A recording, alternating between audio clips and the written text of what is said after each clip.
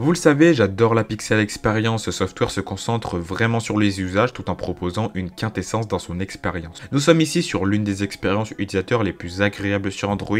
En opposition, il existe MIUI, la surcouche de Xiaomi. Très récemment, j'ai mis la main sur un Redmi Note 9 Pro et donc sur MIUI. Salutations tout le monde, c'est Romain le Phocéen, j'espère que vous allez tous super bien. Aujourd'hui, on se retrouve pour parler de MIUI, la surcouche de Xiaomi, et je voudrais tout simplement vous donner mon avis en tant que Pixel user, utilisateur de Google Pixel, et je voudrais vraiment vous dire un petit peu, moi, très sincèrement, ce que je pense de cette surcouche. Alors, je vais vous faire tout simplement découvrir mon avis sur cette fameuse surcouche de Xiaomi, tout simplement vous dire est-ce que je l'apprécie, est-ce que je la trouve sous-côté, sur-côté, quelles sont les fonctionnalités que j'apprécie, que je n'apprécie pas en tant que Pixel user. Bref, on va découvrir ça pêle-mêle dans cette toute nouvelle vidéo. J'espère que ça va vous plaire.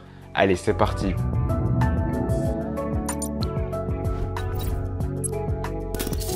Déjà, parlons simplement de l'apparence de ce software, de ce genre de fork d'Android. MIUI semble rempli d'animations partout dès l'allumage, que ce soit sur l'écran d'accueil, lors du déverrouillage, mais aussi lors du déroulement du panneau de notification par exemple. On sent clairement une forte inspiration sur iOS en contrepartie, même si pour le coup c'est moins beau que ce que propose Apple selon moi. Mais très clairement, MIUI est rempli d'animations dans son interface, c'est très agréable ici je trouve. Après on remarque une cohérence graphique est plutôt agréable dans un premier temps, que ce soit dans les icônes qui ont été réactualisées, mais également dans les applications Xiaomi. Les codes graphiques sont en fait les mêmes. C'est assez moderne au final. En complément, le menu s'applique en plus partout. Cependant, pas de cohérence entre les applications Google et Xiaomi où les différences sont assez importantes. Ici, c'est ce qui casse un peu ce que j'aime sur un smartphone, mais bon. Oui, on est très loin de la Pixel Experience malheureusement, c'est un petit peu dommage pour le coup. Mais ajoutez aussi, dans beaucoup de smartphones Xiaomi, on se retrouve avec énormément d'applications préinstallées, un scan de sécurité totalement inutile, mais aussi quelques problèmes un petit peu moins importants.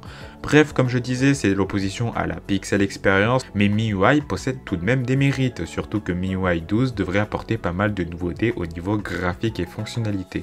À suivre, espérons ici une amélioration comme Samsung a pu le faire avec One UI. Par contre, un point où Xiaomi est très fort avec MIUI, c'est dans les fonctionnalités et les options de personnalisation. Clairement, il y a de tout pour personnaliser votre smartphone Xiaomi, que ce soit dans les effets de transition, la disposition de l'écran d'accueil, que ce soit dans la couleur affichée par l'écran. Enfin bref, il y a de tout pour personnaliser votre smartphone et il y a même de tout en termes d'options de personnalisation et même juste d'options en général. En fait, vous ne manquerez vraiment de rien. Par contre, il faut le savoir, je trouve que pour ma part, c'est très facile de se perdre dans MIUI tant il y a d'options, de menus et de paramètres. Encore une fois, je trouve c'est l'opposition à la Pixel Experience. Là où Google mise sur les usages et la simplicité, Xiaomi mise plus sur les options et la complexité. À voir ce que vous préférez au final. En fait, MIUI est une surcouche très complète, remplie de fonctionnalités qui permettent au final de personnaliser un maximum son smartphone. Malheureusement, qui dit surcouche complète dit forcément adaptation et suivi pour beaucoup de smartphones aujourd'hui. Il est surtout ici le problème de MIUI. Cette surcouche manque cruellement d'optimisation, c'est le cas sur beaucoup de modèles malheureusement. C'est de cela qui fait que les avis sont fortement différents sur MIUI. Bref, on se rend vraiment compte que c'est difficile d'analyser vraiment MIUI, surtout que c'est une surcouche qui change énormément d'année en année. C'est surtout à vous de voir si cette surcouche vous correspond réellement. Est-ce que je me vois au quotidien avec MIUI? La réponse est non. Si MIUI propose beaucoup, il ne s'adapte pas du tout. Loin l'idée ici d'un software ayant la possibilité de faire dans les usages et c'est plutôt regrettable. Contrairement à la Pixel Experience, cette surcouche manque un peu de fun, de personnalité, ou devrais-je dire, plutôt d'identité.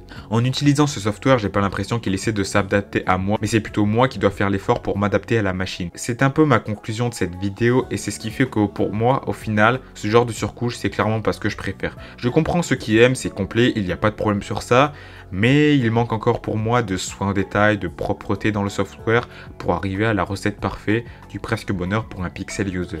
Et donc voilà, c'est donc la fin de cette vidéo et on va terminer sur ça. En tout cas, c'est une vidéo que j'ai vraiment adoré faire parce que tout simplement, je pense qu'on a souvent des a priori sur ce genre de surcouche. Et c'est vrai que j'étais quand même content de découvrir MIUI sur ce Xiaomi Redmi Note 9 Pro. Et voilà, je suis vraiment content d'avoir fait cette vidéo et en tout cas, si elle vous a aidé, n'hésitez pas à me le dire dans les commentaires et à me le faire savoir à travers les likes et les abonnements ainsi que les partages. Et puis, je vous laisserai jeter un coup d'œil dans la description, j'y glisserai quelques liens, notamment le lien de cette cet achat de smartphone que je trouve plutôt intéressant d'ailleurs. Et puis, je laisserai également le Discord si vous voulez un petit peu mon avis sur divers smartphones de Xiaomi ou etc. On partage d'ailleurs pas mal de choses avec plus d'une centaine de personnes sur ce Discord. Et puis, je vous laisserai jeter un œil évidemment dans les diverses autres choses qui seront dans la description. Puis je vous incite évidemment à vous abonner à la chaîne. Et puis sur ce, nous on se retrouve prochainement pour une vidéo. Je vous dis à une prochaine sur la chaîne. C'était Romain le Phocéen et on se dit à très vite. Allez, salut!